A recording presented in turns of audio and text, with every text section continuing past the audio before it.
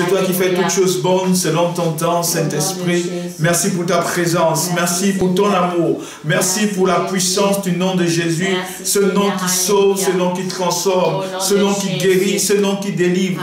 La Bible déclare que tu n'as pas changé, que tu es toujours le même, hier, aujourd'hui et éternellement. Seigneur, ce matin, nous voulons te célébrer. Ce matin, nous voulons t'adorer. Ce matin, nous voulons te rendre toute la gloire. Ce matin, nous voulons t'exalter pour ce que tu es. Ce matin, nous voulons te chanter pour ce que tu fais, Seigneur. Béni soit ton Saint-Nom, notre Père et notre Dieu. Béni soit ton Saint-Nom pour ton amour. Béni soit ton Saint-Nom pour ta fidélité. Commençons à élever le voix. Là où vous trouvez, même chez vous, commencez à prier. Commencez à prier. Demandez encore au Seigneur de vous remplir ce matin. Demandez encore à Dieu de vous remplir ce matin. Père, dans le nom de Jésus de Nazareth, nous nous abandonnons à toi ce matin. Père, dans le nom de Jésus de Nazareth, ce matin, nous crions à toi, Seigneur, car nous soupirons après ta présence. Nous soupirons après ton toucher ce matin.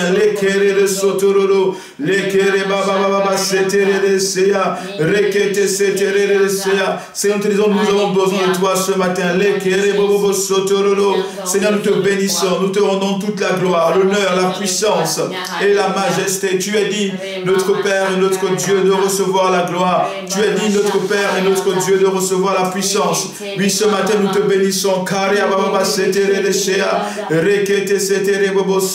Prions ce matin. Tu as dit, notre Père et notre Dieu, d'être loué. Nous te louons ce matin. Bénis Dieu pour le souffle de vie. Bénis Dieu pour la santé. Dis-lui merci pour la santé qu'il t'accorde. Les karia baba sotoro do soya. Rekete setere bobo sotoro do sekere bobo. Ralele setere sekere bobo soto. Les kere bebe sete. Tu as dit notre Père et notre Dieu de recevoir la gloire. Tu as dit notre Père et notre Dieu de recevoir la puissance et la majesté. Merci pour la vie. Merci pour la vie. Merci pour la santé. Merci pour ton amour. Merci pour ton amour. Les nous te bénissons, Seigneur, nous te bénissons, nous te louons, nous t'adorons, nous t'exaltons.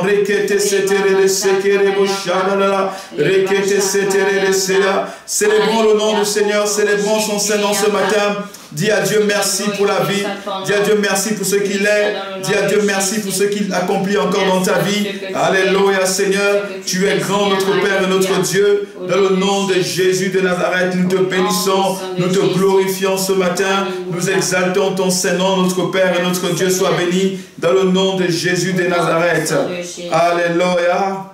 Gloire au Seigneur. Bonjour à tous. Alléluia. Bonjour à ceux qui nous rejoignent via Facebook, via YouTube, via effectivement Instagram. Que le nom du Seigneur soit béni. Alléluia. Je vous encourage à pouvoir partager la vidéo. Je vous encourage à inviter les gens, alléluia, ce matin, parce que nous croyons que Dieu nous parlera ce matin et nous croyons que Dieu nous fera du bien. Alléluia. Là où vous vous trouvez, partagez la vidéo, invitez 2 ou 3 personnes ce matin, parce que Dieu est là et le Seigneur nous parlera et Dieu agira encore dans nos vies. La Bible déclare que ce que l'Éternel fait est bon. Alléluia. Tout ce que Dieu fait est bon. Tout ce que Dieu fait est bon. Ce dimanche, alléluia, ce dimanche 29 mars est un bon dimanche. C'est le jour du Seigneur. C'est le jour de célébration de Dieu Tout-Puissant. C'est le jour où nous devons nous réunir pour adorer Dieu, pour célébrer le Seigneur. Parce que, voyez-vous, il n'y a aucune meilleure chose à faire dans ce monde si ce n'est d'adorer Dieu, si ce n'est de célébrer Dieu, de le glorifier. Et si nous sommes là ce matin, là où nous trouvons, n'est-ce pas, dans des endroits différents, dans des villes différentes, dans des pays différents, si nous sommes là, ce n'est pas pour rencontrer d'abord un homme, mais si nous sommes là, c'est pour rencontrer le roi des rois, le Seigneur des seigneurs, le Dieu Tout-Puissant, celui qui agit, qui se manifeste et qui continue à se manifester jusqu'aujourd'hui. La Bible déclare qu'il n'a pas changé. Il est toujours le même hier, aujourd'hui et éternellement. La Bible dit de lui qu'il est celui qui est le même, mais le même dans la dimension de guérison, le même dans la dimension de transformation. Il est toujours le même. C'est-à-dire que ce que nous avons besoin, il est capable de le faire, il est capable de nous donner. Alléluia. Il n'y a aucune chose que Dieu ne puisse nous donner. Mais ce que Dieu a simplement besoin, c'est notre niveau et notre degré de foi. C'est notre foi qui va déterminer, ou encore qui va activer la puissance de la manifestation de Dieu dans nos vies. Amen. Et nous croyons que nous sommes dans ce temps-là où nous avons besoin de la foi qui nous permettra, n'est-ce pas, de triompher, la foi qui nous permettra, n'est-ce pas, de vaincre les puissances des ténèbres, la foi qui nous permettra de vaincre la domination, la foi qui nous permettrait effectivement de vaincre la puissance de la sorcellerie. Parce que sans la foi, la Bible déclare que sans la foi, il est impossible d'être agréable à Dieu. Alors c'est pourquoi, vous qui êtes sur Internet actuellement, vous qui nous suivez, n'est-ce pas, partagez la vidéo ce matin, au travers de votre vidéo, n'est-ce pas, de votre partage, certainement un homme, une femme sera certainement bénie ce matin. Alléluia. Que le nom du Seigneur soit béni. Je voulais encore vous réitérer, n'est-ce pas, réitérer effectivement, mais cordiales salutations, que le Dieu que nous prions, le Dieu que nous servons soit béni. J'aimerais aussi saluer tous ceux qui nous suivent, n'est-ce pas, l'église du CEPAN de Londres qui nous suit par YouTube, l'église du CEPAN du Gabon également qui nous suivent, alléluia, que le nom du Seigneur, mais également aussi l'église du CEPAN de Nantes qui nous suit via Facebook, alléluia, que le nom du Seigneur soit béni dans vos vies ce matin. Amen. Alléluia. Nous sommes dans une période un peu complexe, difficile face au confinement, alléluia.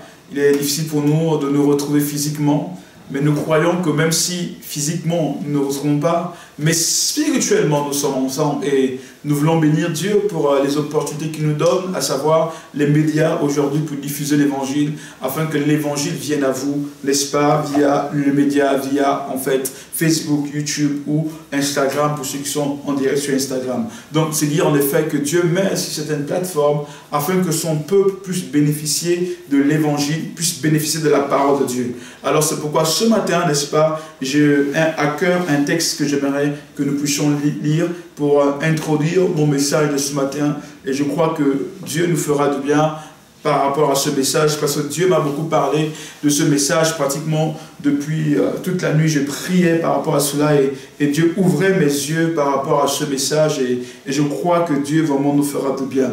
Ouvrons nos Bibles sans plus tarder dans le livre de Psaume chapitre 23. Psaume chapitre 23 à partir du verset 1. Nous allons lire le psaume chapitre 23. Alléluia. Psaume chapitre 23. Alléluia. Gloire à Dieu. Vous qui nous suivez par Internet, par Facebook, lorsque je dis Alléluia, bien-aimés, répondez Amen en commentaire. Alléluia. Alléluia. Vous qui nous suivez par Instagram, par YouTube, mettez Amen en commentaire. Oh Saint-Esprit de Dieu. Alléluia. Amen. Amen. Ça change. Gloire au Seigneur. Amen. Psaume chapitre 23, nous allons lire le verset 1. Psaume chapitre 23, verset 1. Alléluia. Amen.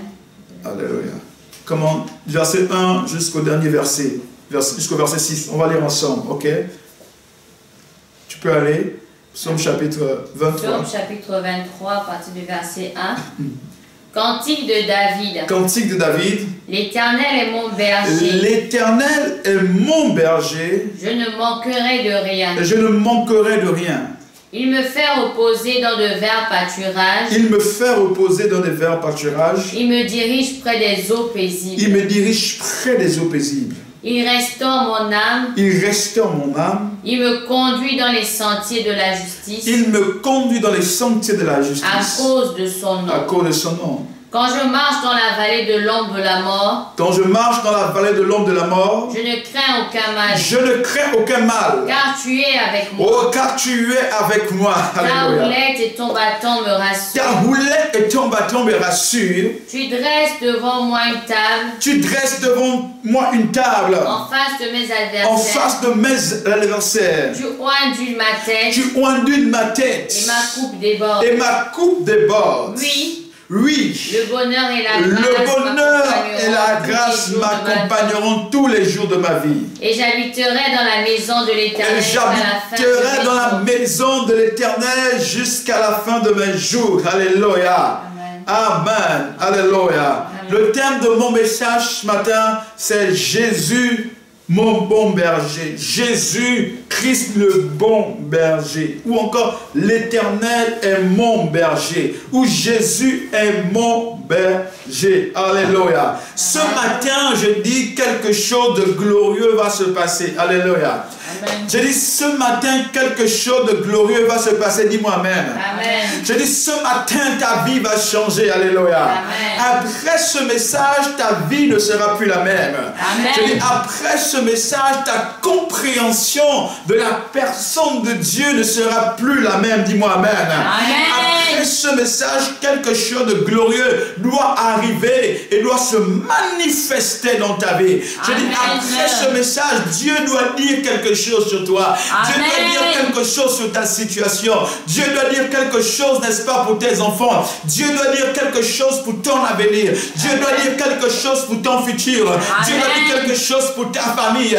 Dieu doit dire quelque chose pour ta nation.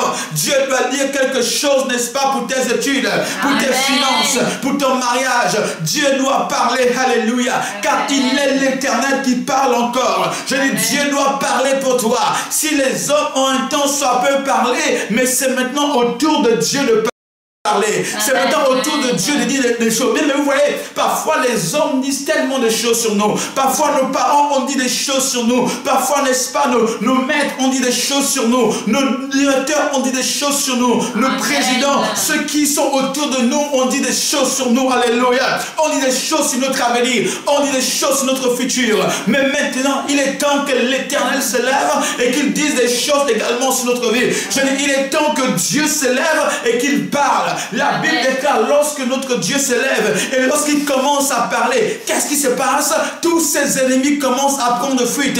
Bien-aimé, lorsque Dieu parle sur ta vie, bien-aimé, assurément des grandes choses se produisent. Lorsque Dieu parle sur ta vie, assurément ta vie commence à changer. Je ne connais pas un homme sur la vie laquelle Dieu a parlé et qu'effectivement sa vie est restée la même. La Bible, il a parlé sur la vie de Lazare et sa vie a été changée. Il a parlé sur la vie de Bartimée et sa vie a été changée. Il a parlé sur la vie de la fille de Jairus et sa vie a été changée. Il a parlé sur la vie, n'est-ce pas, oh Dieu, de cette femme-là qui a une perte de sang depuis pratiquement 12 ans et sa vie a changé. Il a parlé et continue à parler. Il a parlé sur la vie de Pierre qui était vraiment quelqu'un de mauvais avant et sa vie a changé. Il a parlé sur la vie de Paul et sa vie a changé. Et quand il parle, quelque chose se passe. Quand mon Dieu parle, quelque chose se passe. Je ne connais pas, je ne sais pas si tu connais ce Dieu. Je ne sais pas si tu connais sa puissance. Lorsqu'il parle, mes amis, quelque chose de glorieux se passe. Lorsqu'il parle, quelque chose de puissant se passe. Bien aimé, c'est pourquoi en fait, tu n'as pas tant besoin que les hommes parlent sur toi d'abord, mais tu as besoin simplement de ainsi parle le Seigneur. De qu'est-ce que Dieu dit, de qu'est-ce que Dieu dit par rapport à ma situation, de qu'est-ce que Dieu dit par rapport à mon futur, de qu'est-ce que Dieu dit par rapport à mes enfants. Tu as besoin de ainsi parle le Seigneur. Amen. Alléluia. Amen. Oh, je ne sais pas pour toi, mais ce soir, ce matin, Dieu doit parler. Dis avec moi, Dieu va parler. Dieu va parler. Tu es sur Internet, mets en commentaire, Dieu va parler. Dieu va parler. Oh, Makato Sopralice. Dis, Dieu va parler. Dieu va parler. Alléluia. Alléluia. Et ce matin, Dieu doit te parler. Amen. Et Dieu doit aussi me parler. Alléluia. Amen. Ce message ne s'adresse pas à tout le monde. Ce message n'est pas pour tout le monde, alléluia. Mais ce message c'est pour un homme et une femme qui a décidé que vraiment sa vie doit changer. Peut-être tu es là en direct sur Facebook ou sur YouTube ou sur Instagram, bien aimé. Peut-être ce message ne te parle pas, ou ce message ne te touche pas. Bien aimé, tu peux te déconnecter. Mais s'il y a un homme ce matin qui est connecté, s'il y a une femme ce matin qui est connectée, qui n'est plus satisfait de sa vie, qui n'est plus satisfait, n'est-ce pas, de ses finances, qui n'est plus satisfait, n'est-ce pas, de sa relation avec Dieu, qui veut autre chose, qui veut expérimenter quelque chose de puissant, alors si c'est toi, reste connecté parce que Dieu va te bénir, parce que Dieu va te toucher. Mais si c'est pas toi, tu peux te déconnecter, tu peux aller suivre un autre live. Mais ce matin, si tu es connecté, c'est parce que tu t'attends à Dieu, tu t'attends au Dieu de gloire, tu t'attends au Dieu de puissance, tu t'attends au Dieu qui change les vies. Alors si c'est toi, reste connecté, ne laisse personne te déranger, ne laisse personne t'embrouiller, ne laisse personne, n'est-ce pas, te perturber, parce que Dieu ce matin doit répondre à ton niveau de soif. Amen. Dieu doit répondre à ta prière. Amen. Dieu doit répondre, n'est-ce pas, au cri de ton cœur. Amen. Dieu doit répondre ce matin. Dis-moi amen. Amen. Alléluia. Amen. Merci Seigneur. Alors le thème de mon message, je sens l'onction ce matin. Oh, je ne sais pas ce que Dieu va faire, mais je sens que certainement Dieu va parler à des personnes. Parce que je vois déjà, mes yeux sont ouverts. Alléluia. Mes yeux sont ouverts. Alléluia. Alléluia. Amen. Makato pranisete reboshaya. Lekerebosande reboshaya. Inderebo. Alléluia. Amen. Le texte que nous venons à peine de lire ce matin est un texte très très puissant et très évocateur. Le thème que j'ai donné à ce message, c'est l'Éternel est mon berger. L'Éternel est mon berger. En guise d'introduction, j'aimerais simplement souligner que actuellement nous sommes dans un contexte assez difficile, où le monde s'interroge, où les nations pleurent, où des cris montent à Dieu en disant: Seigneur, qu'est-ce que nous allons devenir? Que deviendrons-nous face à cette pandémie? Que seront nos familles face à cette situation? Et je lisais les uns les autres récemment hier, et nous voyons l'inquiétude qui commence à sévir dans les cœurs, n'est-ce pas, de nos frères et de nos sœurs qui sont en Afrique, en disant: vraiment, si le coronavirus arrive en Afrique, que deviendrons-nous? Qu'est-ce que nous allons devenir? Est-ce que la population sera décimée? Est-ce que les gens seront tués? Est-ce que s'ils envoient des vaccins en Afrique, est-ce que ce n'est pas des vaccins empoisonnés? Alléluia. Plusieurs interrogations carottent actuellement nos esprits. Plusieurs interrogations nous font face. Alléluia. Et les gens aussi peuvent s'interroger en se questionnant: Seigneur, est-ce que à l'issue de cette situation, à l'issue de cet événement, à l'issue, n'est-ce pas, de cet événement mondial, de cette épidémie, est-ce que je retrouverai encore mon emploi? Est-ce que je serai encore salarié? Est-ce que mon entreprise ne va pas fermer? Est-ce que mes enfants pourront encore aller à l'école? Beaucoup d'interrogations aujourd'hui sont dans nos esprits et sont dans nos têtes. Alléluia. Amen. Parfois à juste titre.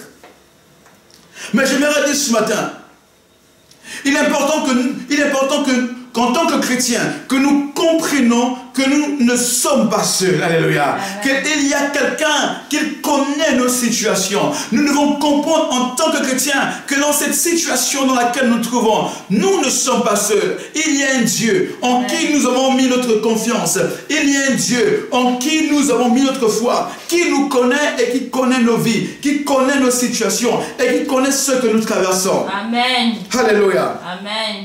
Cette période est certes complexe, elle est certes difficile, mais nous devons apprendre à comprendre et à vivre dans l'optique, n'est-ce pas, de nous attendre à Dieu. Parce que nous devons nous attendre à Dieu. Nous devons nous attendre à Dieu. Nous devons nous attendre à sa manifestation, à son toucher, à sa puissance, à sa divine bonté. Alléluia. Amen. En fait, ce que je suis en train de dire, c'est que nos yeux doivent être tournés vers l'Éternel. La Bible a dit: je lève mes yeux vers la montagne. D'où me viendra le secours? Je lève les yeux vers la montagne. D'où me viendra le secours? Mais le secours me vient de l'Éternel qui a fait le ciel et la terre. J'aimerais te dire ce matin d'entrée que lorsque tout est fini, lorsque tout, n'est-ce pas, te semble être fini, lorsque tout te semble, n'est-ce pas, être perdu, laisse-moi te dire, tourne simplement tes yeux vers les montagnes. Alléluia. Amen. Alléluia. Je lève les yeux vers la montagne. D'où me viendra le secours? Le secours me vient de l'Éternel, qui a fait les cieux et la terre. J'aimerais te dire ce matin, vers qui regardes-tu? Alléluia. Amen. Dis à ton voisin, vers qui regardes-tu? Vers qui? Alléluia. Amen. Je lève mes yeux vers les montagnes. En cette période difficile, nous devons avoir cette assurance qu'il y a un Dieu qui défend notre cause. Amen. Et qui agira en notre faveur. Dans cette période compliquée, nous devons savoir qu'il y a un Dieu dans les cieux qui défend notre cause, qui s'occupe de notre situation, qui s'occupe, n'est-ce pas, de ce que nous traversons. Il y a un Dieu dans les cieux qui connaît nos problèmes, qui connaît, n'est-ce pas, nos situations. Il y a un Dieu dans les cieux qui nous entend et qui nous écoute. Amen. Notre responsabilité, du moins notre responsabilité est de pouvoir croire et avoir confiance en Jésus-Christ. Avoir nos yeux fixés vers le Dieu de notre salut, celui qui répond toujours de manière favorable à notre égard. Face à cette situation, notre responsabilité est simplement de regarder vers le Seigneur. Amen. Et n'oublions jamais, au grand jamais, que le Seigneur connaît nos vies. Alléluia. Amen. Il n'y a personne qui connaisse nos vies comme c'est mieux, si ce n'est le Seigneur. Amen. Le Dieu de gloire. Amen. Le Dieu de puissance. Il connaît nos vies. Pour conclure, dans cette partie introductive, j'aimerais simplement vous dire qu'il y a un grand Dieu dans les cieux. Il y a un Dieu qui nous connaît. Il y a un Dieu qui nous écoute. Il y a un Dieu qui nous entend. Il y a un Dieu qui sait nous répondre. Amen. Et ce grand Dieu va nous répondre ce matin. Amen. Ce grand Dieu va nous répondre. Nous parlons ce matin de l'Éternel qui est notre berger. L'Éternel qui est notre berger. Amen. J'aimerais deuxièmement définir le berger. C'est quoi le berger? Nous verrons ensemble la définition du berger. Deuxièmement, nous verrons quel est le rôle du berger. Et troisièmement, nous aborderons le point Jésus, notre berger, et quel est l'impact qu'il nous fait. Et pour terminer, nous allons voir de manière détaillée le psaume 23. Alors, c'est quoi le berger en fait? On définit le berger comme une personne chargée de guider et de prendre soin des troupeaux ou des troupeaux de moutons ou des brebis. Alléluia. Amen. Par définition, le berger, c'est une personne qui est chargée de guider. J'aimerais mettre l'accent ici sur deux mots. Sur le mot guider et prendre soin. Alléluia. Le berger guide. Alléluia. Il est celui qui guide les troupeaux. Il est celui qui montre la direction. Quand on parle de guider, ça suppose en effet que parfois les brebis sont amenées à prendre souvent des directions qui ne sont pas bonnes. Mais le berger a cette responsabilité de pouvoir orienter, n'est-ce pas, les brebis lorsque même elles s'égarent. Il a cette responsabilité de pouvoir guider. Donc, le berger, c'est le guide. C'est celui qui montre le chemin. C'est celui qui montre la voie. Et j'entends mieux ce passage, je comprends mieux ce passage. Je crois que c'est dans Jean 14, verset 6. Il dit, Jésus-Christ est le chemin, la vérité, la vie. Il est le chemin. En fait, le chemin, c'est le guide. Celui qui montre la voie. Donc, le berger est celui qui guide nos vies. Il guide les brebis. Donc, il est celui qui guide nos vies. Jésus de Nazareth doit guider nos vies. Et la question ce matin, j'aimerais te dire, qui guide ta vie? Qui guide? Quelle est la personne qui guide ta vie actuellement? Est-ce que c'est Jésus qui te conduit? Est-ce que c'est Jésus qui te dirige? Ou est-ce que tu t'es confié à une autre personne? Est-ce que Jésus est-il réellement le véritable guide de ta vie? Est-ce que Jésus est-il réellement celui qui te guide, celui qui guide ta vie, celui qui oriente ta vie, celui qui conduit ta vie? Il dit, le berger est celui qui guide, qui montre la voie. Amen. Deuxièmement, il dit, le berger prend soin du troupeau. Prend soin du troupeau. Le mot prendre soin, c'est-à-dire que simplement veille. Englobe le mot aussi éveiller. Le mot veiller autant pour moi. Le mot protéger. Le mot garder. Le mot préserver. Donc quand on parle du berger, c'est celui qui te soutient, qui garde, qui te protège, mais qui t'écoute aussi. Parce que lorsque tu prends soin d'une personne, tu es aussi amené à l'écouter. Écoutez-moi très bien. Ce message est très important pour nous. Amen. Dans cette définition, nous voyons deux thèmes importants. Le thème guider et le thème prendre soin. Donc Dieu, étant notre berger, veut nous guider, mais également prendre soin aussi de nous. Amen. Alléluia. Amen. Donc Dieu n'est pas simplement celui qui nous guide, mais il est aussi celui qui prend soin de nous. Dis-moi Amen ce matin. Amen. J'aimerais te dire ce matin en introduction que Dieu prendra soin de toi. Amen. Dieu prendra soin de ta famille. Amen. Parce qu'il est ton berger. J'ai dit ce matin que l'Éternel soit ton berger. Amen. Dis avec moi, l'Éternel est mon berger. L'Éternel est mon berger. Mets en commentaire, l'Éternel est mon berger. L'Éternel est mon berger. Alléluia. Donc voici la définition du mot berger. Je reprends. C'est une personne qui guide et qui prend soin du troupeau. Qui guide et qui prend soin du troupeau. Dieu est celui qui te guide et qui prend soin de toi. Deuxièmement, quel est le rôle du berger? quel est le rôle du berger? Au Proche-Orient, en fait, dans les tâches d'un berger au Proche-Orient, il y avait plusieurs tâches qui étaient attachées, du moins plusieurs tâches qui étaient rattachées, dirais-je, au berger, qui incombaient au berger. Parmi lesquelles, premièrement, pour ceux qui prennent note, le berger veillait aux ennemis essayant d'attaquer les brebis. En fait, il veillait, n'est-ce pas, afin que les ennemis qui cherchent à attaquer les brebis ne puissent pas toucher les brebis. Donc le berger, n'est-ce pas, veillait à ce que les ennemis qui cherchaient à attaquer, n'est-ce pas, les brebis, ne puissent pas atteindre les brebis. En fait, les ennemis, c'était simplement des loups, des lions, qui avaient pour ambition de manger, n'est-ce pas, les brebis. Donc le berger, il veillait. Il veillait à ce que ceux qui cherchaient à attaquer, les bêtes féroces qui voulaient attaquer les brebis, ne puissent pas, n'est-ce pas, les attaquer. Amen. Donc le rôle du berger est celui, en effet, qui vient également pour protéger et pour garder. Amen. Deuxième rôle,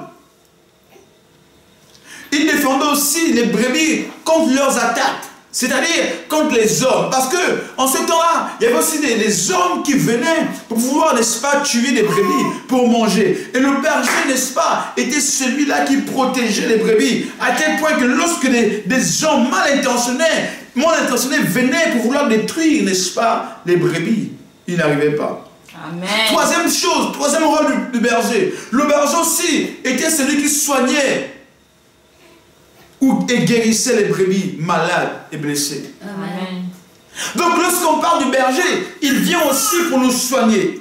Il vient aussi pour nous guérir. Amen. Il vient aussi pour guérir nos blessures. Amen. Dieu étant le bon berger, il se positionne dans ta vie comme étant le bon berger pour te guérir. Combien d'entre nous ne sommes-nous pas malades? Combien d'entre nous ne sommes-nous pas blessés dans nos cœurs? Amen. Combien d'entre nous vivons avec ce que j'appelle des masques, n'est-ce pas? Des masques, mais vous, c'est des images. C'est un visage que nous adoptons, n'est-ce pas? Parfois un visage jovial, mais au fond de nous, il y a la tristesse. Au fond de nous, il y a les pleurs. Au fond de nous, il y a, n'est-ce pas, la haine. Au fond de nous, il y a l'amertume. Alléluia. Amen. Combien d'entre nous ne vivons pas avec ces choses?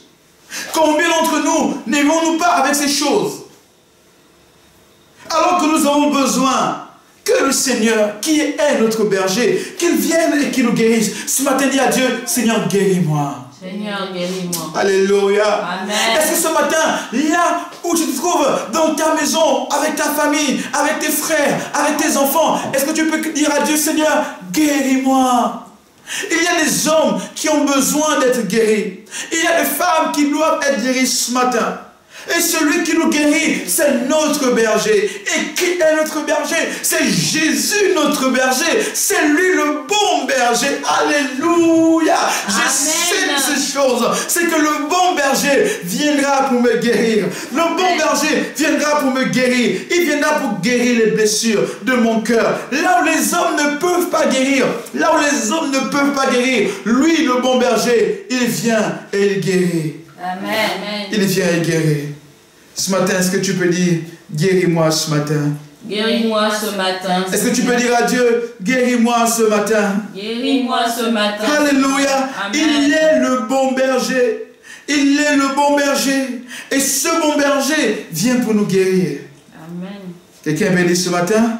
Amen. Alléluia. Amen. Est-ce que tu es béni ce matin? Amen. Quatrièmement, temps pour moi. Le rôle du berger également était celui de retrouver et sauver les brebis perdues ou prises au piège. Donc voyez-vous, à cette époque, il y avait des brebis parfois qui étaient un peu bizarres, qui allaient un peu dans tous les sens. Et plusieurs d'entre elles se perdaient. Et voyez-vous, le rôle du berger en ce temps-là était de pouvoir vraiment retrouver. Et Jésus pourra dire même dans un texte dans la Bible que si un berger qui perd une brebis sur 100 brebis, la Bible dit qu'il perd une brebis, la Bible dit, ne va-t-il pas aller chercher la brebis égarée et laisser les 99 autres?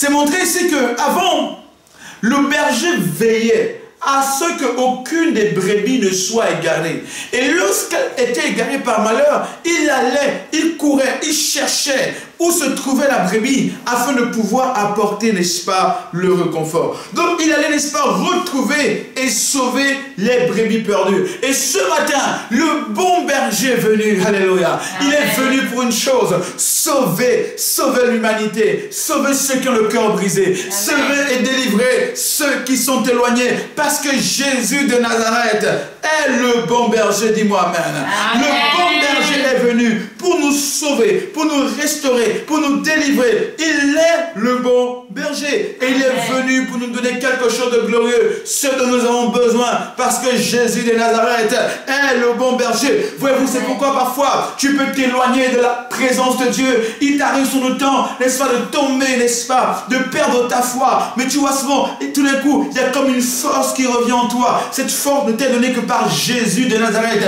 parce qu'il est le bon berger. Même lorsque tu es faible, même lorsque tu ne veux plus prier, il est celui qui vient et qui te soutient. Il est celui qui vient et qui te donne la force qui vient de lui, parce qu'il est le bon berger. Dis-moi amen ce matin. Amen. Dites le bon berger. Le bon berger. Le bon berger. Le bon berger. C'est cela son rôle. Le bon berger, il est. Pour nous, il est le bon berger.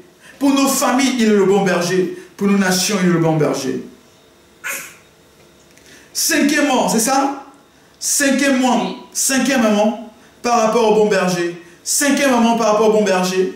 Notez ceci, que le bon berger aussi avait un rôle. Il avait le rôle d'aimer, de partager la vie de brebis. Amen. Tout en gagnant leur confiance. Il avait le rôle d'aimer, de partager la vie de brebis, tout en gagnant leur confiance. Donc, le berger vient aussi avec ce rôle de pouvoir aimer les brebis. Voyez-vous, un berger qui n'aime pas ses brebis n'est pas un vrai berger. Parce que le berger doit avoir en lui l'amour. Parce que garder une brebis, ce n'est pas facile. Parfois, il y a des brebis, n'est-ce pas, qui sont nerveuses, qui ont un comportement qui laisse à désirer. Mais Jésus, qui est le bon berger, malgré nos comportements, malgré nos caractères, malgré, n'est-ce pas, nos manquements, malgré, n'est-ce pas, nos hypocrisies parfois, malgré, n'est-ce pas, nos caractères difficiles, Jésus nous aime. C'est parce qu'il est le bon berger. Le bon berger apprend à aimer. Le bon berger apprend à connaître. Le bon berger apprend à partager la vie des brebis. Amen. Et il gagne également la confiance. Donc voici, en 5 points, les rôles du berger. Veiller que les ennemis, vraiment veiller que les ennemis n'atteignent pas les brebis. Deuxièmement, défendre la cause des brebis face aux attaques des hommes. Troisièmement, soigner, guérir les brebis. Quatrièmement, retrouver et sauver les brebis qui étaient perdues. Et cinquièmement, il devait aimer et partager les brebis. Partager la vie des brebis. Alléluia. Amen. J'aimerais maintenant rentrer dans ce point. Troisième point, Jésus-Christ, le véritable berger. Alléluia. Mets en commentaire, Jésus, le véritable berger. Dis avec moi, Jésus, le véritable berger. Jésus, le véritable berger. Lisons, s'il vous plaît, ensemble un texte dans le livre de Jean 10. Jean 10, verset 11. Alléluia. Jean chapitre 10, verset 11. Jean chapitre 10, verset 11. Maintenant, je vais rentrer dans le cœur de mon message. Jean chapitre 10, verset 11. Ce que j'ai abordé tout à l'heure, c'était simplement l'introduction. Maintenant, je rentre dans le cœur de mon message. Jean chapitre 10, verset 11. On va même commencer à partir du verset 10. Alléluia. Quelqu'un peut trouver ce matin. Je sens l'onction de... Jean chapitre 10, verset 10. Oui. Le voleur, écoutez-moi bien, il dit le voleur. Ne vient que pour dérober. Le voleur ne vient que pour dérober, égorger et détruire. Moi. Alléluia, arrête-toi là s'il te plaît. Il dit le voleur ne vient que pour voler, voler, dérober, détruire, égorger, abattre. Alléluia. Vois-tu, dans ta vie actuellement, il y a un voleur. Il y a un voleur qui veille, n'est-ce pas, et qui rôde autour de toi. Amen. Son objectif, c'est de détruire ta vie. Son objectif, c'est de dérober ta santé. Dis-moi amen ce matin. Amen. Son objectif, c'est de voler, n'est-ce pas, ta joie. Il y a un voleur qui tourne autour de toi, qui tourne et qui veut détruire ton bonheur. Il y a un voleur qui n'est pas content de ton harmonie familiale. Il y a un voleur qui n'est pas content de ce que tu aies des enfants. Il y a un voleur qui n'est pas content que tu sois malade, que tu sois guéri autant que moi. Il y a un voleur qui n'est pas content que tu aies de l'argent. Il y a un voleur qui n'est pas content que tu sois marié. Il y a un voleur qui n'est pas content que ton mari et toi soyez dans la joie continuelle. Bien aimé, il y a un voleur. Et la Bible dit, ce voleur, il rôde, il tourne, il regarde ta maison chaque jour et il vérifie si tu es en joie. Quand tu es en joie, ça l'énerve. Quand tu es en joie, ça l'énerve. Mais quand tu es triste, il se réjouit. Mais quand tu es en joie, ça le met en colère. Et soudain, il rôde, il veut vouloir détruire. Laisse-moi te dire, il faut que tu aies les yeux ouverts afin de voir et de comprendre qu'il y a un voleur qui rôde autour de toi et qui veut voler ta joie, qui veut voler ton bonheur, qui veut voler, n'est-ce pas, ta santé, qui veut voler tes finances. Combien d'entre nous ne vivons non pas dans les dettes financières parce qu'il y a des voleurs qui sont passés par là? Combien d'entre nous ne sommes plus en joie parce qu'il y a un voleur qui est passé par là pour te mettre, n'est-ce pas, la tristesse dans ton cœur? Il y a un voleur. C'est pourquoi Jésus nous avertit en disant que le voleur ne vient que pour voler. Le voleur ne vient que pour détruire. Alors que tu es dans l'enclos avec, n'est-ce pas, le berger. Le voleur, il va tourner, il va vérifier. Il va vérifier si tu n'es pas isolé. Il va vérifier si tu n'es pas distrait. Alors que tu seras distrait et isolé, il viendra te voler. Il viendra voler ta joie. C'est pourquoi je te dis ce matin, alors que tu m'écoutes, que tu te trouves dans ta maison, fais attention, bien-aimé. Il y a un voleur qui rôde. Il y a un voleur qui rôde. Et la Bible déclare que le diable rôde autour de nous comme un lion rugissant, cherchant qui dévorer. Ça veut dire, pendant que tu dors, il y a des gens qui travaillent dans l'optique d'enlever ta joie. Pendant que tu dors, il y a des gens qui travaillent dans l'optique de détruire, n'est-ce pas, ta famille. Il y a des gens qui n'aiment pas que tu... Oh, je vais parler ce matin. Amen. Il y a des gens qui n'aiment pas que vous soyez heureux. Tant que vous êtes heureux, n'est-ce pas, ça les met en colère. Il y a des gens qui ne sont pas heureux quand vous êtes heureux. Il y a des gens qui ne sont pas heureux. Oh, je ne sais pas si je parle à quelqu'un ce matin. Je ne vois pas les gens mettre en commentaire. Je dis, il y a des gens qui ne sont pas heureux quand vous êtes heureux. Ils n'aiment pas vous voir heureux. Quand vos enfants réussissent, ils n'aiment pas. Alléluia. Lorsque vos enfants sont le bonheur, ils n'aiment pas. Lorsque vos enfants se marient, ils n'aiment pas. Lorsque vos enfants ont des enfants, ils n'aiment pas. Ils disent, mais pourquoi seulement eux? Il y a des gens, n'est-ce pas, qui sont animés d'un mauvais esprit. C'est l'esprit du voleur. Qui ne sont pas heureux quand vous êtes heureux. Qui ne sont pas en joie quand vous êtes en joie. Mais je voudrais vous dire ce matin, peu importe ce qu'ils pensent, peu importe ce qu'ils disent dans le secret, assurément, sur le plan de Dieu s'accomplira pour vos vies. Oh, je dis assurément, sur la volonté de Dieu s'accomplira dans votre vie. Malgré ce qu'ils disent, malgré ce qu'ils pensent, malgré ce qu'ils disent dans le secret, je prophétise ce matin, leurs paroles n'auront aucun effet sur vous. J'annonce ce matin comme un prophète, leurs paroles, leurs manigances n'auront aucun effet sur vos vies, sur la vie de vos enfants, sur vos finances, sur vos études, sur votre travail. Dans le nom de Jésus, je parle ce matin. La Bible déclare qu'une malédiction sans cause n'a point d'effet. Et je prophétise ce matin que toute malédiction envoyée contre vous, contre vos enfants, je prophétise ce matin. Je ne sais pas s'il y a des gens connectés ce matin. Je ne sais pas s'il y a des gens qui reçoivent cette parole de manière prophétique. Je proclame et je déclare que toutes les paroles envoyées contre vous soient annulées dans le nom de Jésus. Que toute malédiction sans cause retourne à leur expéditeur. Au nom de Jésus de Nazareth. Oh Makarababa. Je suis fatigué de voir les gens qui ne dorment pas la nuit, mais qui travaillent dans le secret, n'est-ce pas, pour détruire simplement la vie des gens. Aucune méchanceté. Je suis fatigué, n'est-ce pas, de voir des gens qui passent leur temps à parler du mal des autres. Qu'est-ce qu'il t'a fait? Qu'est-ce que la soeur t'a fait? Qu'est-ce que le frère t'a fait? Arrête, n'est-ce pas? Parle de ta vie. Occupe-toi de tes enfants. Occupe-toi de ta vie. Laisse les autres vivre leur vie. Alléluia. Il y a tellement de gens animés avec l'esprit du voleur que leur plan ne te touche pas au nom de Jésus. Amen. Je dis que leur plan ne te touche pas au nom de Jésus. Amen. Que tout ce qu'ils pourront faire contre toi ne t'atteigne pas au nom de Jésus. Amen. Alléluia. Amen. Alléluia. Amen. Comment? Alléluia. Moi. Il dit, mais moi, il a parlé un temps soit peu du voleur.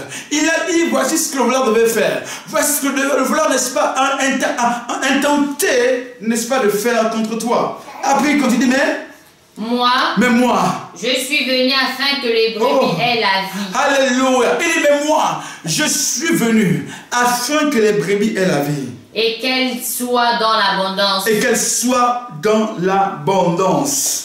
Je suis le bon berger. Je suis le bon berger. Le bon berger donne sa vie pour ses brebis. Le bon berger donne sa vie pour ses brebis. Notez ceci, Jésus-Christ est le bon berger qui donne sa vie pour ses brebis. Il y a des gens qui ne comprennent pas ce que je suis en train de dire. Il y a des gens qui ne comprennent pas, n'est-ce pas, mon message ce matin. Il y a des gens qui ne comprennent pas. Jésus a dit, je suis le bon berger.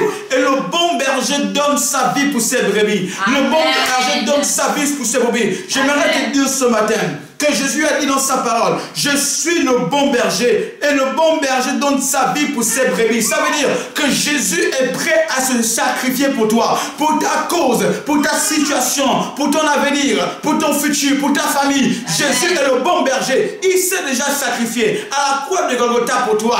Il s'est déjà sacrifié sur la croix pour ton avenir. Il s'est déjà sacrifié sur la croix pour ton salut. Il est mort pour ton salut. La Bible déclare que sur la croix, il s'est chargé de nos situations. Sur la croix, il a pris nos situations. Sur la croix, il a pris nos problèmes. Sur la croix, il a pris nos difficultés. Parce qu'il est le bon berger. Jésus sait, my God, il s'est donné totalement. Il s'est donné entièrement. Parce qu'il est le bon berger. Et sur la croix, il a manifesté son amour. Et sur la croix, il a manifesté son amour. Amen. Alléluia. Amen. Dites le bon berger. Le bon berger. Dites le bon berger. Le bon berger. Oui, oui, Jésus-Christ est le bon berger. Jésus-Christ est le meilleur des bergers. Et ce que j'aime avec ce passage, il dit ceci. Il dit que je suis venu, c'est ça?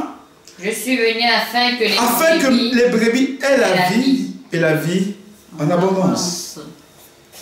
Alléluia. Amen. Jésus-Christ est venu afin que les brebis aient la vie et la vie en abondance.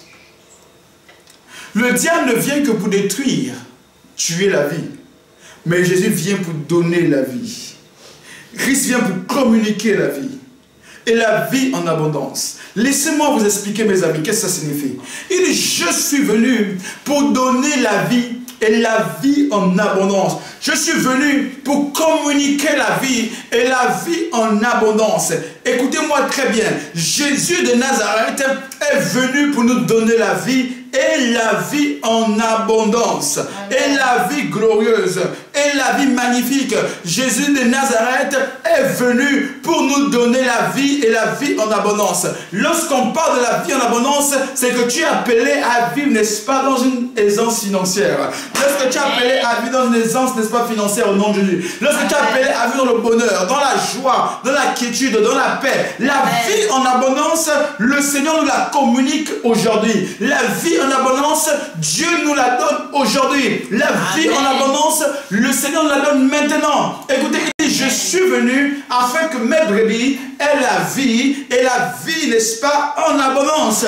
La vie en abondance signifie également que le Seigneur te secourt, le Seigneur t'aide, il te soutient, alléluia, il te soutient dans tous les domaines de ta vie. La vie en abondance signifie également que parfois, en fait, il y aura du trouble dans ta vie. Il y aura, n'est-ce pas, des difficultés. Il y aura des persécutions. Mais dans ce temps de trouble, ce temps de persécution, le Seigneur lui-même saura te justifier. Le Seigneur lui-même saura te justifier. Dis-moi amen. Le Seigneur lui-même saura te justifier. Dans ce temps de trouble, lui seul viendra, n'est-ce pas, te justifier. Lui seul viendra s'occuper de toi. Parce qu'il est celui qui est venu afin que tu aies la vie. Et cette vie en abondance, alléluia. La vie en abondance signifie en effet que même si tu, oh my God, je ne vais pas toucher ce point parce que je suis après. Alléluia, même si l'ennemi se lève, il est celui qui veillera toujours sur toi. Amen. Donc Jésus est venu en tant que berger pour nous donner sa vie.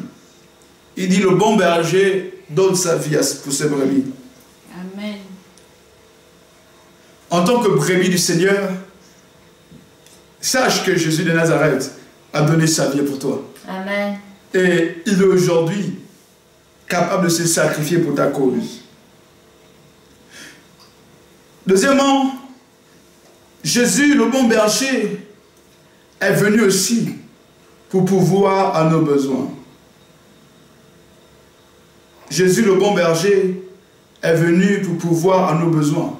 Amen. Philippiens 4, verset 12, je lis pour vous. Philippiens chapitre 4, verset 12. La Bible déclare ici, et mon Dieu pourvoira à tous vos besoins selon sa richesse. Amen. Avec la gloire en Jésus-Christ.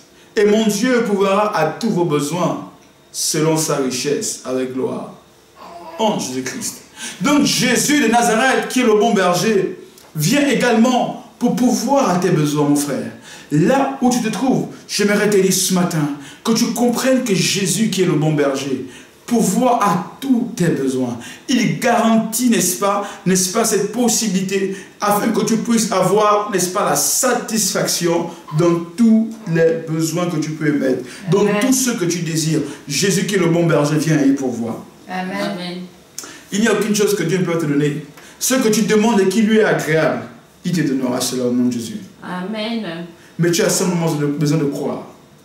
Troisièmement, le bon berger, c'est celui qui garantit, n'est-ce pas, la protection, la sécurité. Il est celui qui est venu, Jésus en tant que berger, est celui qui est venu pour garantir notre sécurité, notre protection. Il dira dans le livre, n'est-ce pas, d'Ésaïe chapitre 34, verset 11, Ésaïe 34, verset 11, la Bible déclare, car ainsi parle le Seigneur, l'Éternel, voici, j'aurai soin moi-même de mes brebis, et j'en ferai la revue. Il dit, j'aurai soin moi-même de mes brebis, et j'en ferai la revue. Ça veut dire que je protégerai mes brebis, je veillerai sur eux, je les garderai, je veillerai en effet par rapport à mes brebis, je vais vérifier en effet si le nombre est exact, si tous sont là, si tous sont présents, si tous, n'est-ce pas, sont présents, je veillerai sur mes brebis. Amen. Dieu veille sur nous. Dieu veille sur nous. Et tellement de fois nous nous éloignons et nous ne comprenons pas ces choses. Alors que Dieu veille sur nous. Alors que Dieu nous garde. Amen. Alors que Dieu nous préserve. Quatrièmement, Jésus en tant que berger, il est le bon berger. Pourquoi? Parce qu'il connaît ses brebis. Alléluia. Amen. Jésus connaît ses brebis. Amen. Jean 10, verset 14 dit, Jean chapitre 10, verset 14 dit ceci, Jean chapitre 10, verset 14 dit, je suis le bon berger, je connais mes brebis et elles me connaissent. Comme le Père me connaît et comme je connais le Père, je donne ma vie pour mes brebis. Il dit, je connais mes brebis et mes brebis me connaissent. J'aimerais te dire, Dieu te connaît. Dans ce que tu vis, dans ce que tu traverses, Dieu te connaît. Amen. Dieu connaît ta situation, Dieu connaît ta famille, Dieu connaît tout ce qui t'entoure, parce qu'il est le bon berger. Et le bon berger est celui qui te connaît, qui connaît ta vie, ta situation, ta famille, Amen. ton futur, ton présent, et même ton passé. Amen. Jésus connaît. Jésus te connaît dans les profondeurs. Il te connaît dans ton intimité, là où les hommes ne te connaissent pas. Mais Jésus te connaît. Amen. Alléluia. Amen. Quatrièmement, examinons maintenant ensemble rapidement, avant de conclure, le psaume 23. Phrase par phrase. Premièrement, il dit ceci, l'Éternel est mon berger et je ne manquerai de rien. Première chose, il dit, l'Éternel est mon berger et je ne manquerai de rien. L'Éternel est mon berger, je ne manquerai de rien. Alléluia. Alléluia. Ça veut dire que aussi vrai et aussi longtemps que l'Éternel sera mon berger, tous mes besoins seront pourvus. Amen. Aussi vrai, aussi longtemps que l'Éternel sera celui qui garde ma vie, assurément il va toujours pourvoir à mes besoins. Amen. Aussi longtemps que l'Éternel sera celui qui me préserve, il ouvrira toujours les portes dans ma vie. Amen. Il dit, l'Éternel est mon berger, je ne manquerai manquerai de rien. Alléluia. J'aimerais te dire ce matin, voyez-vous, la brebis ne se préoccupe pas de qu'est-ce qu'elle va manger, de qu'est-ce qu'elle va boire, ou de comment elle va se vêtir. C'est la responsabilité du berger de pouvoir aller chercher, n'est-ce pas, à manger. C'est la responsabilité du berger de veiller à ce que, n'est-ce pas, la brebis ait de quoi manger, ait de quoi boire. Alléluia. C'est pourquoi j'aimerais te dire, l'Éternel qui est ton berger, il dit, l'Éternel est mon berger, je ne manquerai de rien. David savait qu'aussi vrai, aussi longtemps que l'Éternel était son berger, il ne s'inquiétait de rien. Je te dis ce matin, là où tu te trouves, ne t'inquiète de rien. Vois-tu, parfois tu vis avec l'inquiétude, parfois tu vis avec des soucis, alléluia. Parfois tu penses tellement des choses, alléluia. Dieu te dit ce matin, ne t'inquiète de rien, parce qu'il est ton berger. Il est l'Éternel est mon berger, je ne manquerai de rien. Bien, mais cette parole n'est pas une fable de la fontaine. Cette parole n'est pas un slogan d'un parti politique. Cette parole, n'est-ce pas, n'est pas une simple parole qui était libérée. C'est une vérité, alléluia. Appuie-toi sur cette parole. Il dit, l'Éternel est mon berger, je ne manquerai de rien. Aussi longtemps que Dieu sera ton berger, aussi longtemps que Dieu sera ton berger, assurément tu ne manqueras de rien. Assurément il va toujours pouvoir. Aussi longtemps que tu diras, l'Éternel est mon berger, en fait tu engages Dieu, n'est-ce pas, à agir en ta faveur. Tu engages Dieu, n'est-ce pas, à changer ta situation. Tu engages Dieu, n'est-ce pas, à ouvrir des portes. Alléluia. Quand l'Éternel est mon berger, il réalise en fait que les temps difficiles viendront, les temps compliqués vont s'élever, les temps de la persécution, les temps de la famine, les temps de la pandémie va s'élever. Il dit, dans ce temps-là, l'Éternel sera toujours mon berger et je ne manquerai de rien. Je ne manquerai de rien, ça veut dire, je ne manquerai pas d'argent, je ne manquerai pas de bonheur, je ne manquerai pas de nourriture, je ne manquerai pas de travail, je ne manquerai pas de finances, je ne manquerai pas de prospérité, je ne manquerai pas, n'est-ce pas, de stabilité, je ne manquerai pas de voiture, je ne manquerai pas de mariage, je ne manquerai pas d'enfants, parce que l'Éternel est mon berger. Je te parle ce soir, tu te poses des questions ce matin de moi, tu te poses des questions en disant, je manque de tout, mais je vais te dire ce matin, fais de Dieu ton berger. Fais de l'Éternel ton berger. Fais de Jésus ton berger. Assurément, tu ne manqueras de rien. Mais tu sais pourquoi tu manques de beaucoup de choses? C'est parce que Jésus n'est pas encore ton berger. C'est parce que tu n'as pas encore décidé de faire de lui ton berger. Moi, je connais ce Dieu. Je connais la puissance de ce Dieu. Aussi vrai et aussi longtemps, quand tu feras de lui ton berger, il va toujours agir. Il va toujours se manifester. Il est l'Éternel est mon berger. Et je ne manquerai de rien. Ce n'est pas n'importe qui parle. C'est le roi David. C'est le roi David. Il savait, n'est-ce pas? Il savait. Il avait vécu dans la richesse, dans l'opulence, dans les bénédictions. Il savait qu'il avait mis sa confiance en Dieu. Il avait vu ce même Dieu le prendre, n'est-ce pas, en tant que berger de son père et faire de lui le roi d'Israël. Et durant toute sa vie, certes, sa vie n'était pas facile. Certes, sa vie avait des combats. Mais il savait que malgré les combats qu'il traversait, malgré la diversité, l'Éternel était toujours là. Il dit, je ne manquerai de rien. Ça veut dire que même dans les combats, tu ne manqueras pas de victoire. Oh, ma oh, alléluia, alléluia. Même dans les combats de ta vie, tu ne manqueras pas de victoire, parce que l'Éternel sera ton berger. Amen. L'Éternel est mon berger et je ne manquerai de rien. Amen. Alléluia. Amen. Ouais, parfois nous chantons ce chant, l'Éternel est mon berger, et nous ne réalisons pas les paroles. Alors que il est important de comprendre que l'Éternel est ton berger. Amen. Et que tu ne manqueras de rien. Amen. En fait, le fait que tu ne manques de rien est attaché ou est fonction de ta capacité à faire de Dieu ton berger. Amen. Je dis ça autrement. Le fait de ne rien manquer est attaché à ta capacité de faire de Dieu ton berger. Amen. Si tu fais de Dieu ton berger, tu ne manqueras de rien. Alléluia. Amen. Est-ce que tu peux faire de Dieu un temps soit peu ton berger? Faire de Dieu son berger, c'est simplement avoir confiance en lui. Et simplement dire, Seigneur, mes yeux sont sur toi et mes regards sont sur ta personne. C'est ainsi qu'il agira dans ta vie.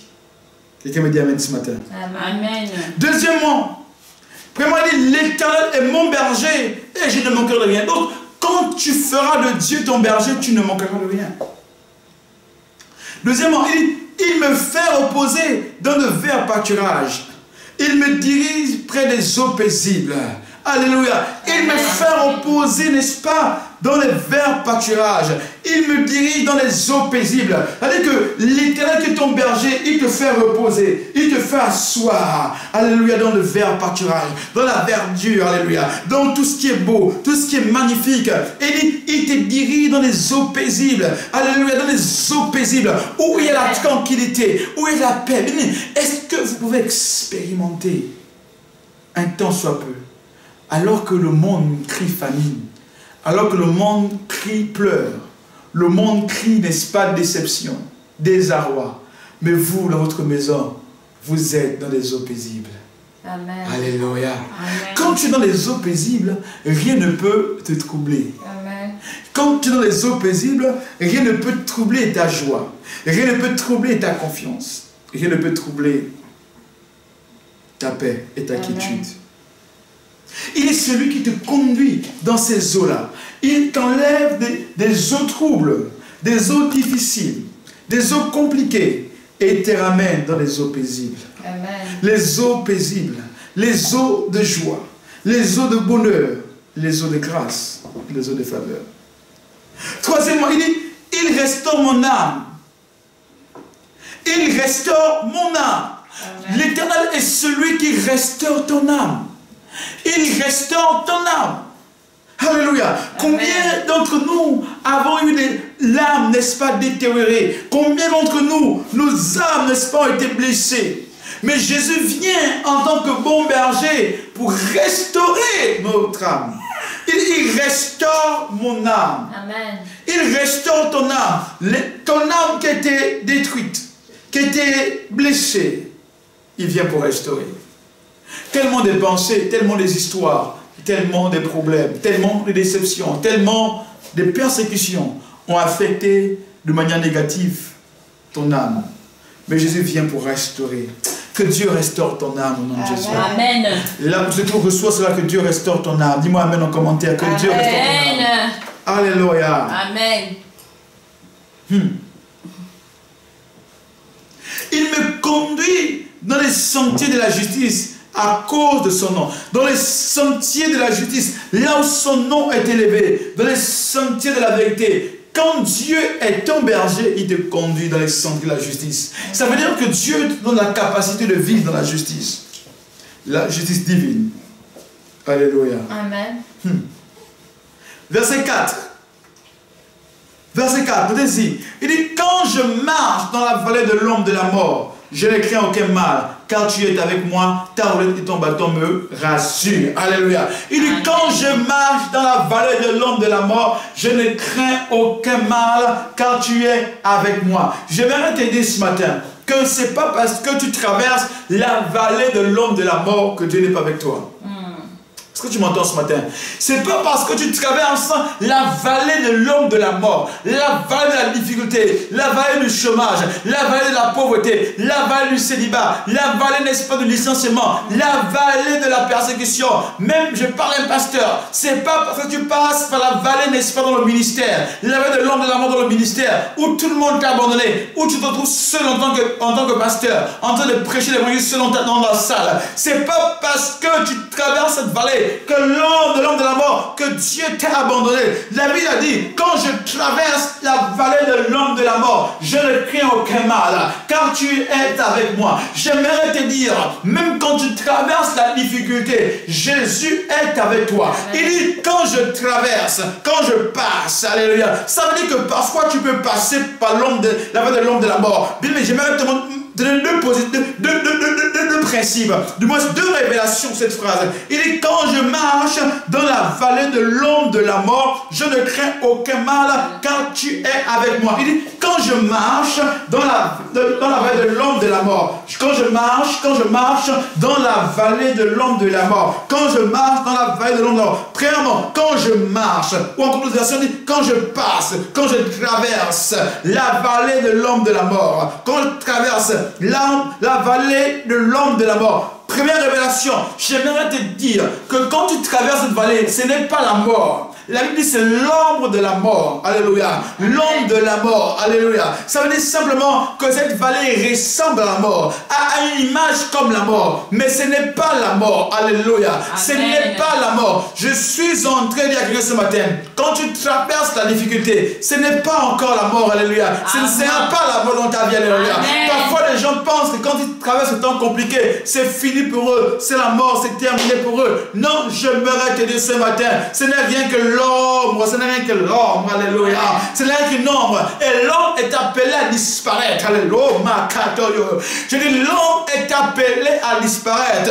L'ombre est appelée à disparaître. Et je prophétise ce matin, Makata, I prophesy now in the name of Jesus. Je prophétise que cette ombre-là disparaît. L'ombre n'est-ce pas de célibat, l'ombre n'est-ce pas d'échec, l'ombre n'est-ce pas de disette financière, l'ombre des blocages financiers, l'ombre d'échec. Je déclare et je décrète que cette ombre-là disparaît dans le nom de Jésus. Il dit quand je traverse la vallée de l'ombre de la mort, je ne crains aucun mal. Ce n'est rien qu'une ombre, alléluia. C'est une ombre. Ce n'est pas encore la vallée. Ce n'est pas encore la vallée. Ce n'est pas encore, c'est rien que l'ombre. Il dit l'ombre, l'ombre, l'ombre, l'ombre, l'ombre, l'ombre, l'ombre. En fait, il dit simplement que cet endroit-là est comme la vallée de l'ombre de la mort. Est comme la vallée de la mort, donc moi. Il dit cet endroit est comme. Quand on dit l'ombre, ça veut dire que cet endroit que je traverse ressemble à. Mais ça ne veut pas dire que c'est, alléluia, ressemble à la vallée de l'ombre de la mort. Mais ça ne veut pas dire que c'est la vallée de la mort. Amen. Ce n'est rien qu'une ombre. Alléluia. Ton problème là, ce n'est pas encore la mort. Amen. Et ce ne sera pas la mort au nom de Jésus. Amen. Ce n'est que alléluia. Amen. Même ma fille a dit Amen. Alléluia. Amen. Gloire au Seigneur. Ce n'est rien que l'ombre. Gloire au Seigneur. Deuxième révélation en ce passage. Deuxième révélation en ce passage. Deuxième révélation. Il dit quand je traverse, quand je passe, quand je marche. Deuxième révélation que j'aimerais te dire. Il dit quand je marche, quand je passe. Il n'a pas dit quand je demeure. Amen. Oh, non, non, je vous ne comprenez pas ceci. Il n'a pas dit quand je demeure dans la vallée de l'ombre de la mort. Il a dit quand je passe. Alléluia. Quand je passe. Il n'a pas dit quand j'habite. Il n'a pas dit quand je demeure. Quand je reste. Non, il a dit quand je passe. Ça veut dire que l'ombre de la mort, la vallée de l'ombre de la mort est une étape passagère. Alléluia. Est une étape passagère. Ça veut dire simplement que tu ne fais que traverser. Ce n'est pas ton... Oh my God. Amen. Ce n'est pas ton terminus. Alléluia. L'ombre de la vallée de la mort n'est pas ton terminus. Tu ne fais que passer. Tu ne fais que passer. Tu ne fais que passer. On lit ce matin, je ne fais que passer. Alléluia. Les découvertes bancaires ne sont pas ton terminus. Alléluia. Tu ne fais que passer. Il dit quand je passe par la vallée de l'ombre de la mort, tu ne fais que passer. Alléluia. Oh my God. J'aimerais que tu dises ce matin de manière prophétique, n'est-ce pas, à la vallée de l'ombre de la mort, que je ne suis que de passage. Alléluia. Je ne suis que de passage.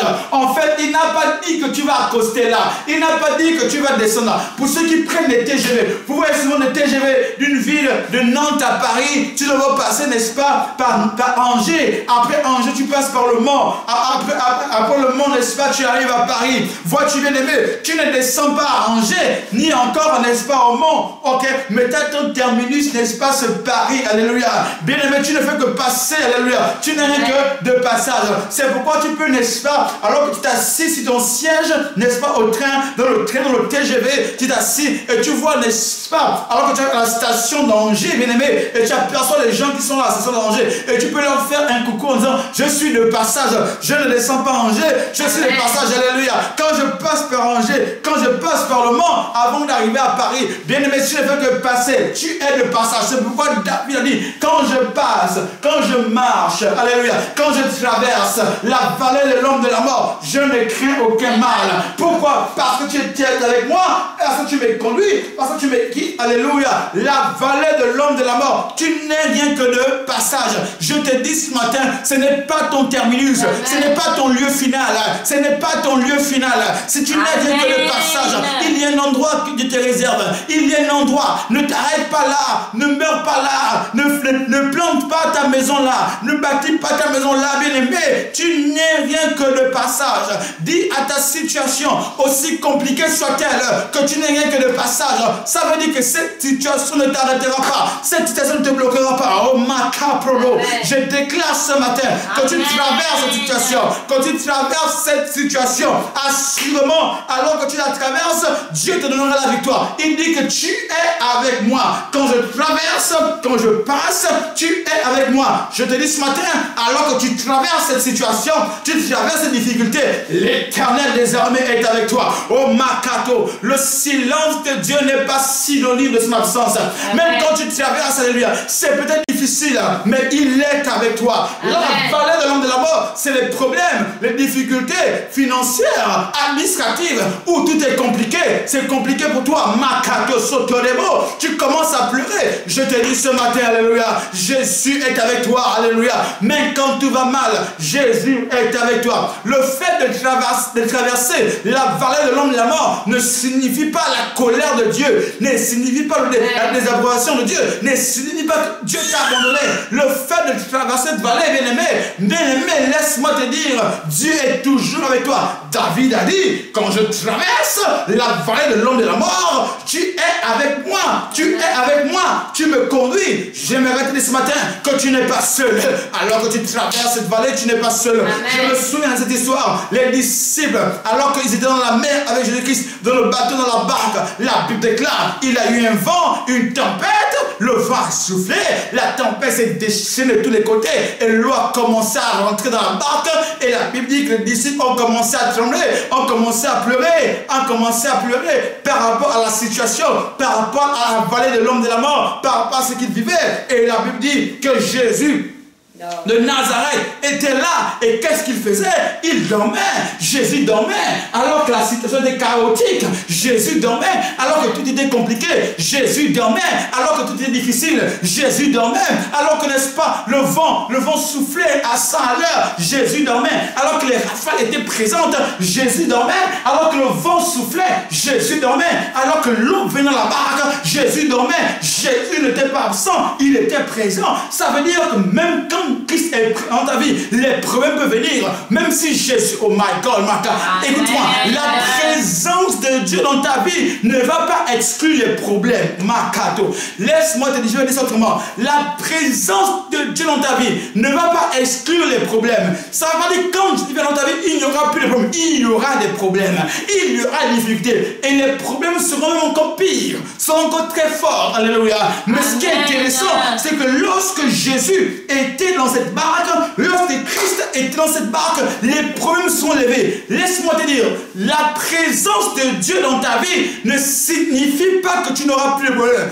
Même si, n'est-ce pas, Christ est dans ta vie, les problèmes seront toujours présents. Les problèmes vont tous s'élever. Mais ce qui est intéressant dans cette histoire, c'est que la Bible dit que la barque a commencé à couler, mais Jésus dormait. Alléluia. Jésus était présent. Alléluia. Oh, Makaterebo Sala. La présence de Dieu, même si Jésus faisait silence, il ne parlait pas, mais il était présent. Donc en fait, en d'autres termes, que son silence n'était pas synonyme de son absence. C'est pas parce qu'il faisait silence qu'assurément il n'était pas là. Non, bien aimé, il était présent. Même dans cette situation, il fait simplement silence. Alléluia. J'aimerais te dire ce matin que ta situation, ça fait 2 mois, 3 mois, 1 an, 5 ans, 6 mois, peu importe, tu n'entends que le silence de Dieu. Tu cries à Dieu et tu ne vois que ce silence. Et tu te dis, oh, assurément, Dieu n'est plus présent dans ma vie, dans ma situation. Assurément, Dieu m'a-t-il abandonné? Je te dis ce matin que la présence de Dieu, du moins le silence de Dieu, n'est pas synonyme de son absence. Et la Bible déclare, alors que les disciples ont commencé à perdre foi, qu'est-ce qui s'est passé? La Bible dit, alléluia, la Bible dit que Jésus se leva et il menaça le vent et la tempête. Alléluia, alléluia. Il a dit, homme de peu de foi, il a commencé à menacer le vent et la tempête. Et le vent et la tempête, la mer, tous ces éléments ont obéi Jésus. Amen. Parce qu'il est le Dieu qui maîtrise les temps et les circonstances. Amen. Il est le Dieu qui maîtrise les temps et les circonstances. Amen. J'aime ce Dieu. Parce que voyez-vous, comme j'aime bien le dire, Jésus-Christ intervient toujours là où les hommes ne peuvent plus intervenir. Amen. Jésus intervient toujours là où les hommes ne peuvent plus intervenir. Amen. Jésus intervient toujours là où les gens pensent c'est impossible. Amen. Christ intervient toujours lorsque la situation est caduque. Amen. Et il dit quand je traverse, il dit quand je marche dans la vallée de l'ombre de la mort, je n'ai crains aucun mal. Amen. Donc deuxième révélation, c'est que tu n'es pas là pour demeurer. Mais dans cette vallée de l'ombre de la mort, tu ne fais que traverser. Ça veut dire simplement que tu as une destination finale. C'est une étape dans ta vie, mais ne demeure pas là. Alléluia. Amen. Je vais conclure. Il dit, tu dresses devant moi une table en face de mes ennemis. Tu oindules ma tête et ma coupe de bord. Il dit, tu dresses une table en face de mes ennemis. Dans le verset, il dit que tu fais un banquet. Tu fais un banquet. Vous voyez, parfois quand tu traverses, écoutez, je vais donner la réponse de ce passage. C'est parfois quand tu traverses la vallée de l'ombre de la mort. Tu sais, tes ennemis commencent à rire. Tes ennemis commencent à pleurer en fait. Ils disent, mais en fait, elle est là-bas, c'est compliqué, elle va mourir. C'est fini pour lui dans cette situation, c'est compliqué. Alors que tes ennemis sont en train de pouvoir célébrer déjà ta défaite. Alors que tes ennemis sont en train de se moquer de toi.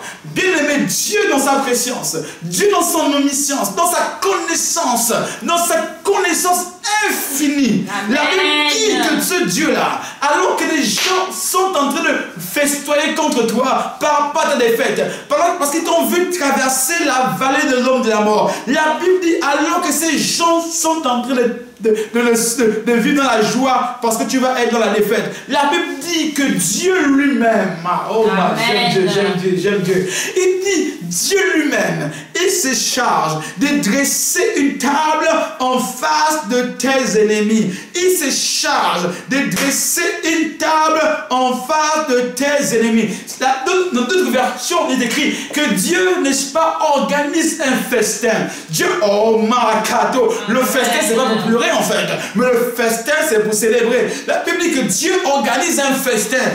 En fait, dans ce festin, il appelle tous tes ennemis. Il appelle ceux qui sont moqués de toi. Il appelle ceux qui t'ont abandonné parce que tu as traversé l'homme de la mort, l'homme de la vallée de la mort. La Bible dit qu'il a dressé une table et en face, pas derrière, mais en face de tes ennemis.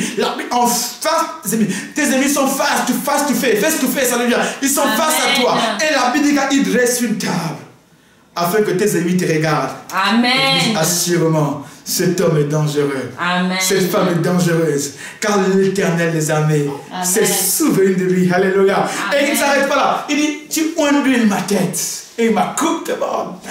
Onduler sa tête, c'est la préfiguration de l'onction de Dieu. Amen. Devant tes ennemis, Dieu va te oindre. Amen. Devant tes ennemis, Dieu te oindra. Dieu va te oindre de sa puissance.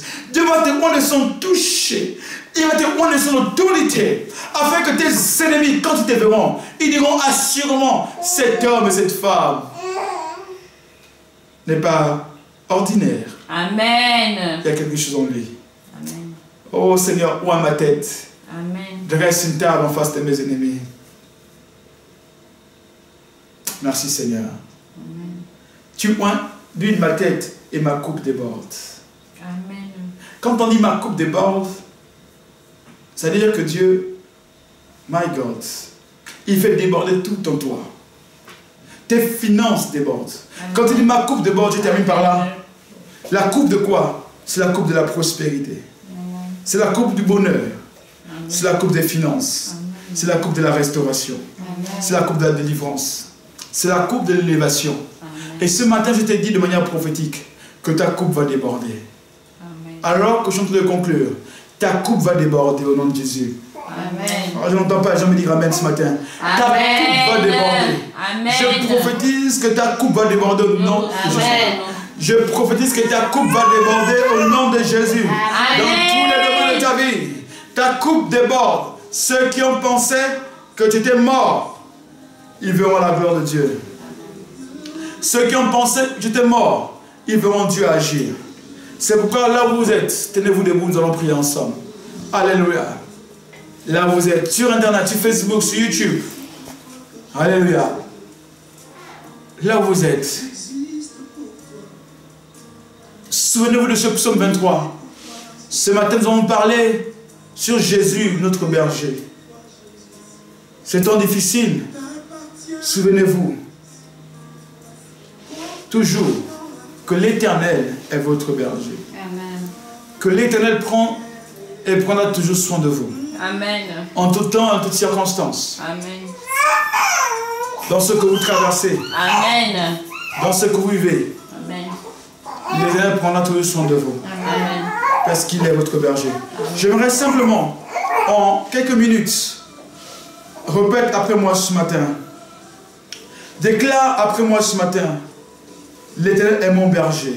L'Éternel est mon berger. Je ne manquerai de rien. Je ne manquerai de rien. L'Éternel est mon berger. L'Éternel est mon berger. Je ne manquerai de rien. Je ne manquerai de rien. L'Éternel est mon berger. L'Éternel est mon berger. Je ne manquerai de rien. Je ne manquerai de rien. L'Éternel est mon berger. L'Éternel est mon berger. Je ne manquerai de rien. Je ne manquerai de rien. Il me fait reposer Il me fait reposer dans des verts pâturages. dans les verts pâturages. Et il me dirige dans les eaux paisibles. Et il me dirige vers les eaux paisibles. Et il restaure mon âme. Il restaure mon âme. Il me conduit dans les sentiers de la Il justice me conduit dans les sentiers de la justice. à cause de son nom. À cause de son nom. Quand je marche dans la vallée de l'ombre de la mort, Quand je marche dans la vallée de l'ombre de la mort, je n'ai craint